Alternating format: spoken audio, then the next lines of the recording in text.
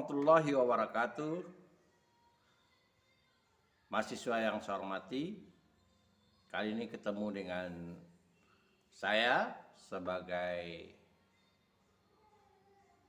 pengampu mata kuliah pembinaan majalah sekolah.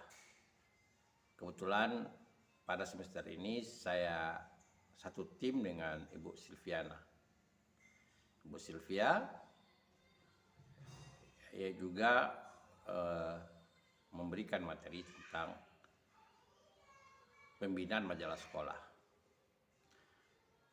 Saudara sekalian, saya selalu mengajak Anda sebagai umat yang beragama, sebelum terlambat, mari kita berserah diri kepada Allah SWT, Tuhan yang Maha Esa, agar kita selalu dalam lindungannya, dan kita terhindar dari mara bahaya, apalagi sekarang negara kita masih dilanda oleh COVID-19. Selawat dan salam kita aturkan kepada Nabi besar Muhammad sallallahu alaihi wasallam. Allahumma shalli ala Muhammad wa ala ali Muhammad. Berkat perjuangan beliaulah yang penerima wahyu dari Allah Subhanahu wa taala, kita jadi cerdas, dunia jadi terang benderang. Bagaimana ia bisa menyebarkan tentang kebenaran, meskipun kita tahu bahwa belum tahu semua orang akan menerima tentang kebenaran itu, tapi yang jelas tugasnya menyampaikan kebenaran itu. Saudara sekalian,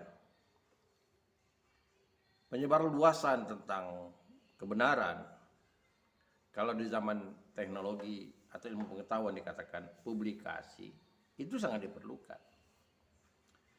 Sehebat apapun Anda, kalau Anda tidak mempublikasikan kehebatan Anda, orang tidak tahu. Ini bukan karena ego kita ingin tampil, tidak. Tapi ini merupakan kebutuhan dasar, publikasikan itu. Apalagi kalau yang mau kita sebarkan itu yang berfaedah kepada umat manusia, perkembangan ilmu pengetahuan atau peradaban manusia, itu sangat dipentingkan sekali publikasi. Dan publikasi ini memang harus kita bina. Di dunia pendidikan, publikasi itu dapat dibina dari sekolah. Di era saya, meskipun tidak tertata rapi di sekolah, diberikan satu ruangan, lembaran bekas papan tulis terkadang yang tidak terlalu bagus, tempat mahasiswa atau tempat siswa menempelkan karyanya. Dan terkadang karena tidak terbinanya sedemikian rupa, apa saja ditempelkan di sana. Jadi pengumuman sekolah juga ditempelkan di sana, karya juga. Dan kebanyakan di sekolah pada periode saya, mudah-mudahan sekarang tidak, kurang terjadi atau kurang dianggap penting ruang publikasi itu. Kurang dianggap penting bagi sekolah. Malahan di sana mulai kita membina kepercayaan diri bagi para siswa untuk berkarya. Jadi bisa memancing kepercayaan diri dia, semangatnya, apalagi ada pujian banyak membaca. Kemudian bagi guru-guru juga begitu. Sebagai pembuktian dia sebagai seorang guru, secara eksistensinya dia bisa menyampaikan karya-karyanya. Bahkan ada materi-materi yang tidak mungkin diajarkan di kelas karena keterbatasan waktu, dapat dilakukan demikian. Inilah yang dikatakan kemudian berkembang dengan nama istilah, kalau dulu majalah dinding, sekarang dikatakan majalah sekolah. Saudara sekalian, nah ini kita bicara tentang istilah. Kalau kita bicara tentang istilah majalah, yang kita bayangkan adalah sebuah bentuk publikasi yang dijilid lebih dari 1 lembar. Kalau dia berupa lembaran tanpa jilidan dikatakan koran. Tapi kalau dia jilid dengan beberapa halaman seperti buku, dia dikatakan majalah. Sementara kenyataannya di sekolah sebetulnya adalah wadah dinding dikatakan majalah dinding. Lalu apa sebenarnya majalah itu? Saya rasa tidak perlu kita persekitakan. Ingin mencari tahu betul istilah apa itu majalah. Karena ada dinamika bahasa. Dalam proses bahasa itu terjadi pergeseran, perluasan makna, penyempitan makna, penyimpangan makna. Jadi kita jangan fokus hanya mencari tahu majalah itu. Tentang majalah sekolah. Tapi pada prinsipnya adalah yang kita harus pahami kehadirannya, fungsinya. Secara umum kita bisa katakan majalah sekolah itu adalah wadah untuk atau sebagai media publikasi. Publikasi apa? Ya, publikasi tentang sesuatu yang berkaitan dengan kalau sekolah dengan sekolah. Dengan sekolah. Mungkin karya guru, mungkin karya siswa, mungkin prestasi guru, mungkin prestasi sekolah, atau menggambarkan atau menceritakan tentang kondisi sekolah, fasilitas-fasilitas di sekolah, suasana di sekolah. Segala sesuatu yang layak untuk diekspos, yang layak untuk ditampilkan, dipublikasikan supaya khalayak ramai tahu tentang sekolah itu.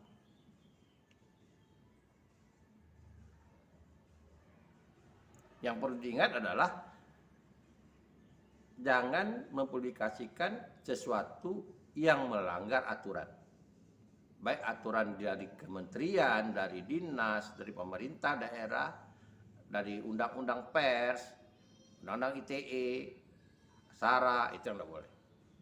Tapi selagi itu yang boleh dipublikasikan, silakan dipublikasikan. Kenapa? Khalayak ramai, masyarakat, terutama para wali murid, itu dia harus tahu dengan kondisi sekolah. Dia berhak mendapatkan informasi tentang sekolah.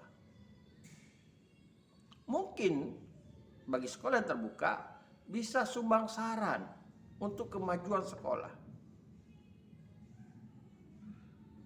Saya beri contoh, ada salah satu sekolah di Pekanbaru yang luar biasa prestasinya. Saya tidak akan sebutkan sekolahnya apa.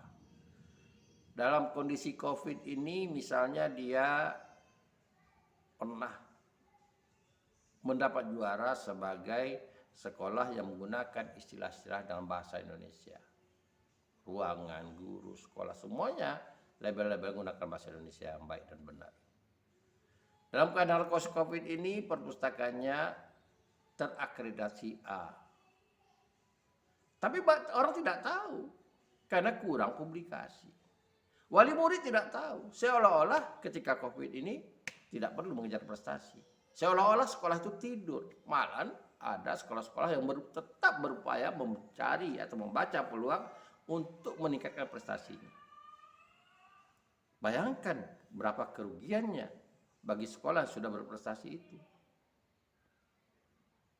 Kalau seandainya itu dipublikasikan, nah masyarakat tahu, oh ini pencapaiannya. Persoalan-persoalan sosial misalnya juga. Persoalan lingkungan, kebersihan, ya, persoalan misalnya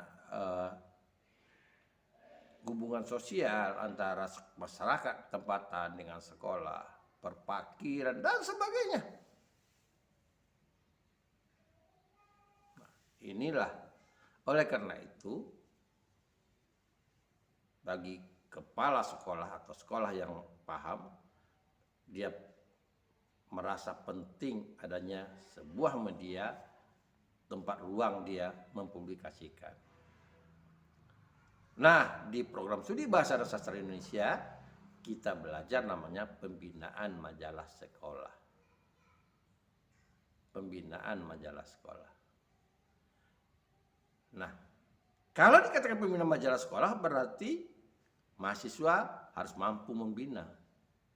Sebelum mampu membina, mahasiswa tentu belajar juga bagaimana konsep-konsep publikasi.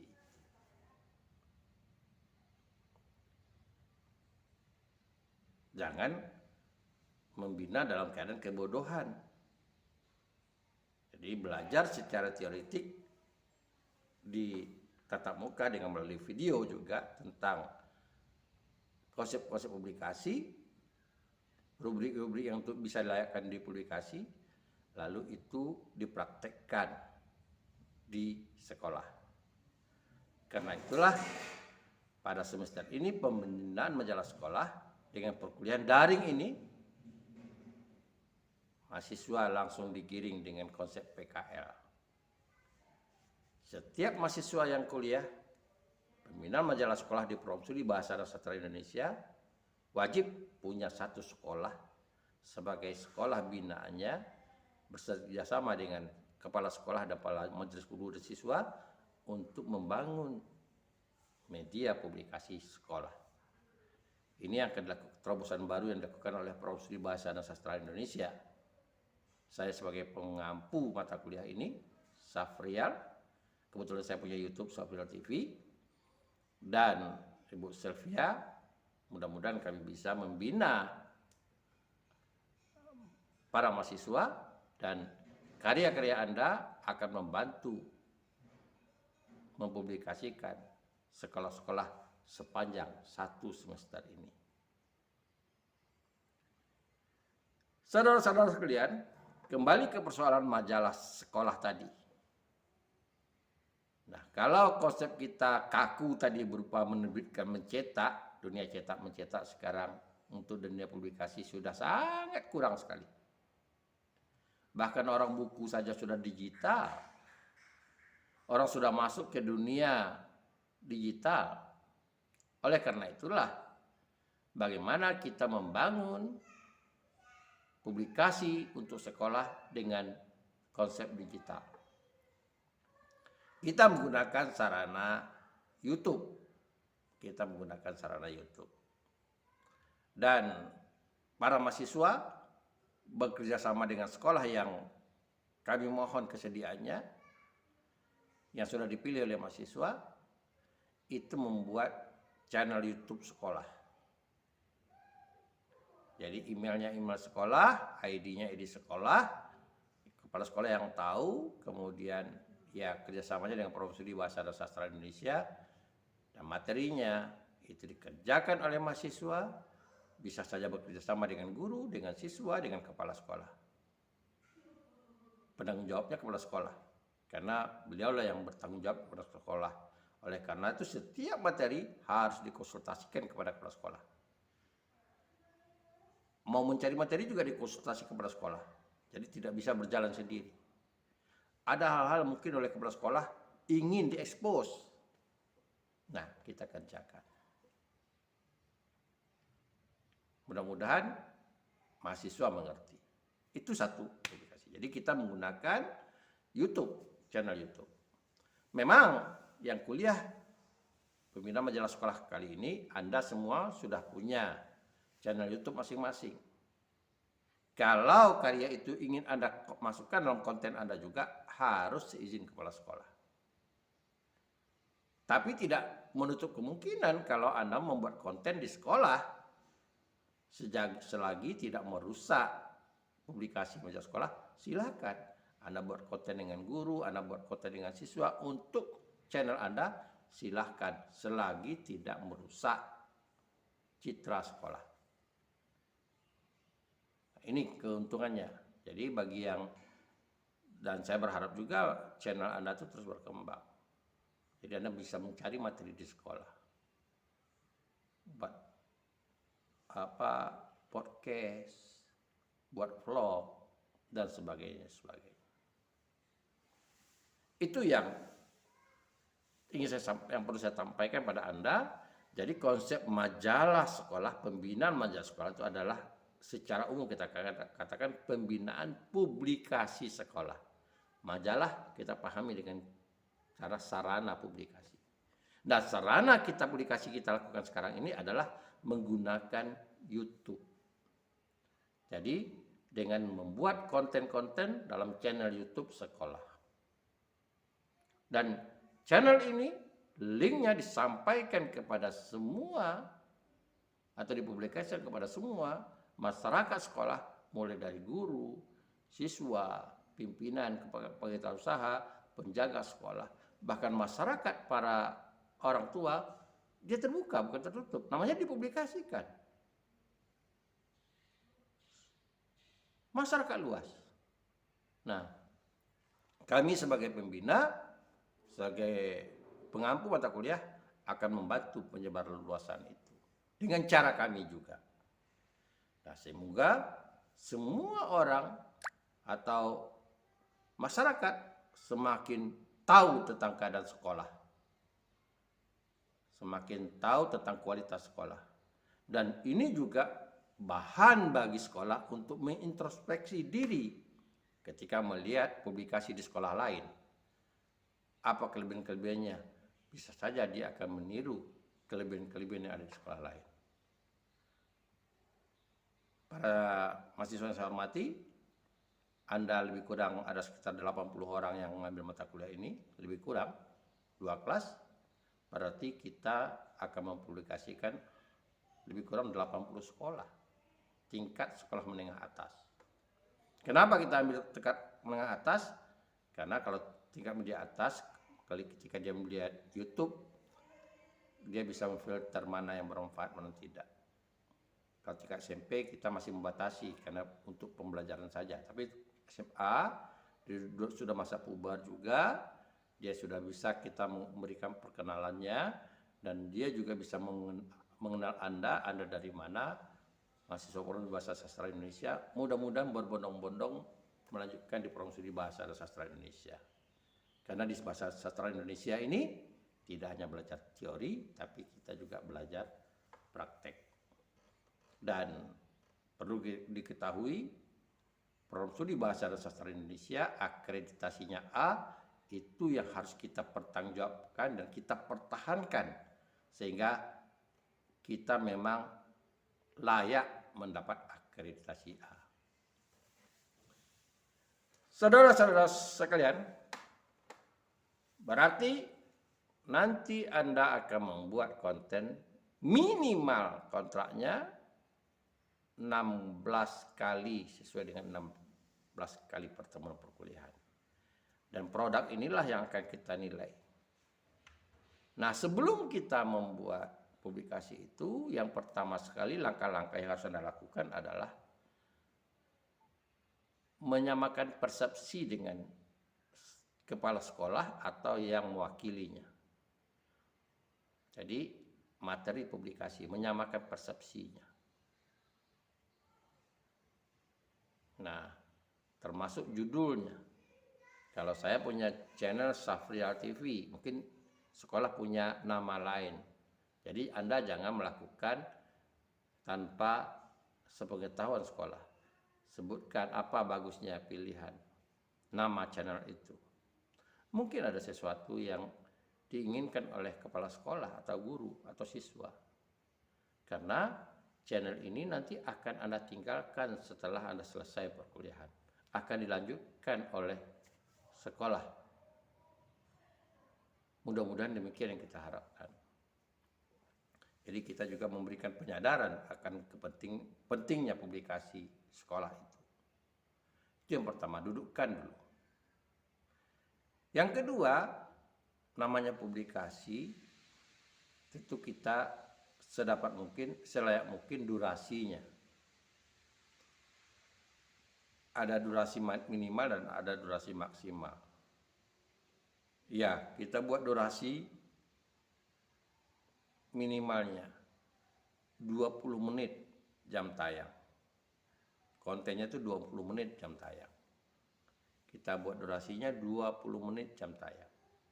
Jadi kalau Anda menggunakan memori eksternal, satu file itu 27 menit. Jadi jam tayang materinya 20 menit, mungkin ada openingnya dan closingnya, sehingga pas di satu file 27 menit. Maksimal itu jadi 30 menit. Jadi opening channelnya gitu. Dan ini disepakati juga modelnya disetujui oleh kepala sekolah. Nah itu kerja awal kita. Apa saja yang ditampilkan, tentu ada logo sekolah, ada logo Universitas Riau, Provinsi Bahasa dan Sastra Indonesia, supaya orang tahu bahwa ini adalah proses kerjasama antara sekolah dan Provinsi Bahasa dan Sastra Indonesia, bagian dari Universitas Riau. Nah, kemudian Anda harus tahu bahwa dalam media publikasi itu ada yang namanya rubrik. Kalau di media cetak itu ada yang namanya rubrik. Jadi kalau di dunia YouTube berjenis kontennya, ya kayak podcast itu jenis kontennya. Nah, buat vlog gitu. Jadi mungkin di dunia YouTube itu tidak sebanyak istilah yang ada pada media cetak, dan tidak pula kita akan masuk ke semua rubrik yang ada di media cetak. Kita melihat dari segi aspek kepentingan, dari segi aspek kepentingan, karena kita menggunakan video dalam arti kata fasilitas kita terbatas, sama siswa terbatas, yaitu menggunakan iPad, menggunakan HP. Nah, ini yang perlu dipertimbangkan. Tentulah akan berbeda dengan kalau kita mempunyai kamera misalnya. Bukan saya melarang, tapi kita bicara rata-rata kita punya HP. Jadi media HP ini yang kita gunakan untuk membuat rubrik atau konten-konten. Nah, ini yang perlu kita pahami. Harus kita pahami. Apa saja bentuknya? Bisa bentuknya berita. Nah, berita ini apa? Bisa investigasi, bisa reportase. Itu kita buat berita. Ya. Nah, bisa saja kita membuat sekelas info. Kalau itu banyak dia boleh. Kita buat semacam seperti gaya televisi, kita menyampaikan kesan-kesan. Itu tinggal desain penampilannya. Apakah Anda buat misalnya ada semacam studio televisi di sekolah, lalu ada berita, siswa yang menyampaikan berita, konten-konten itu silahkan. Seperti halnya televisi sekarang masuk juga ke YouTube. Ya, beberapa televisi swasta bahkan apa yang ditampilkan di televisi dia masukkan ke dunia YouTube dengan hal yang sama. Tidak ada masalah. Reportase, ya berita misalnya, investigasi, itu rubriknya. Lalu ada rubrik wawancara. Kalau di YouTube dikatakan podcast. Wawancara. Jadi ada pertanyaan, ada yang dijawab. Ya, ada rubrik kalau di media cetak misalnya ada TTS. Nah, ini mungkin kuis. Kategori kuis. Kita bisa buat kategori kuis. Ada rubrik yang berkaitan dengan dunia kreatif. Kreatif guru, kreatif siswa. Nah, ada dunia yang sifatnya laporan. Ya tadi reportasi tadi, laporan lingkungan sekolah. Ya, bahkan ada yang sifatnya humanis, berkaitan dengan kehidupan, siswa yang berprestasi, keluarga yang tidak mampu, anak-anak yang sukses dan sebagainya dan sebagainya. Ada mungkin rubrik yang berkaitan dengan kebijakan, itu materi-materinya. Jadi lebih cenderung kita kepada bentuk podcast, wawancara, bentuk reportase, laporan dan vlog, lebih cenderung pada tiga aspek itu. Nah, saudara sekalian, karena ini dia berbentuk video, tentu yang harus diperhatikan adalah aspek bahasanya. Para mahasiswa sudah belajar di Sanggar, apa kelemahan-kelemahannya, Anda sudah pernah membuat monolog di Sanggar, dan Anda sudah buat reportase, saya selalu kritisi tentang aspek-aspek bahasanya. Ini yang harus diperhatikan. Bagaimana bahasa itu enak didengar, ya. Kemudian penampilan kita di video dan tidak memalukan. Jadi tetap kita proses. Ini materi-materi yang kemungkinan akan kita pacu bentuk beragamnya di pembinaan majalah sekolah. Saudara sekalian, dan tentu seperti dari awal saya katakan, kita harus ingat dengan rambu-rambu. Dunia publikasi ini ada aturan-aturannya. Di dunia jurnalistik ada aturannya, kode etik jurnalistik. Jangan sampai melanggar kode etik jurnalistik. Anda bisa mencari di YouTube apa saja yang berkaitan dengan kode etik dan jurnalistik. Jangan menampilkan hal yang bersifat sara. Ya, kita tahu belakangan ini ada ribut-ribut sampai ke NPI pusat membuat laporan tuntutan yang berkaitan dengan sara, suku, ras, dan agama. Itu tidak boleh. Kemudian yang juga banyak mendapat korban orang, terlepas dari setuju dan tidak setuju, pro dan kontra Undang-Undang ITE. Jangan sampai melanggar Undang-Undang ITE. Nah, jadi betul-benar nilainya positif untuk mempublikasikan sekolah. Mungkin pada awalnya mengenalkan sekolahnya, posisinya di mana, Anda bisa buat videonya, jalan-jalan ke sekolah itu, dan bagaimana video tentang sekolah itu, lalu mungkin ada video kepala sekolah dan sebagainya. Mengenalkan dulu, baru masuk kepada materi-materi. Karena ini ada 16 konten yang harus Anda buat. Mudah-mudahan Anda juga bisa memberikan sumbangsih kepada sekolah, dan kita selalu berdiskusi tentang materi-materi, dan saya akan sampaikan contoh-contoh materi-materi secara bertahap. Secara bertahap. Artinya setiap konten mana yang baik saya sampaikan yang baik. Dan masing-masing punya kelebihan, punya kekurangan. Jadi dari media yang ada kita bisa belajar. Nah, mudah-mudahan dengan Anda sudah belajar Sanggar kemarin, kemampuan berbahasa itu Anda bagus, kemampuan Anda membuat konten bagus. Dengan modal itu, insya Allah pembinaan majalah sekolah pada semester ini tidak sulit Anda ikuti. Semoga Anda berhasil mempublikasikan sekolah-sekolah jadi tujuan Anda, tetap Anda PKL, dan orang semakin kenal dengan Program Studi Bahasa dan Sastra Indonesia sebagai program studi yang membina dunia kreatif para mahasiswa cikal bakal jadi guru bahasa dan sastra Indonesia. Mudah-mudahan juga Anda jadi orang-orang yang terpilih bagi sekolah yang diharapkan bisa melanjutkan sumbangsihnya di sekolah-sekolah tempat Anda mempublikasikan sekolah melalui mata kuliah pembinaan majalah sekolah. Terima kasih. Assalamualaikum warahmatullahi wabarakatuh.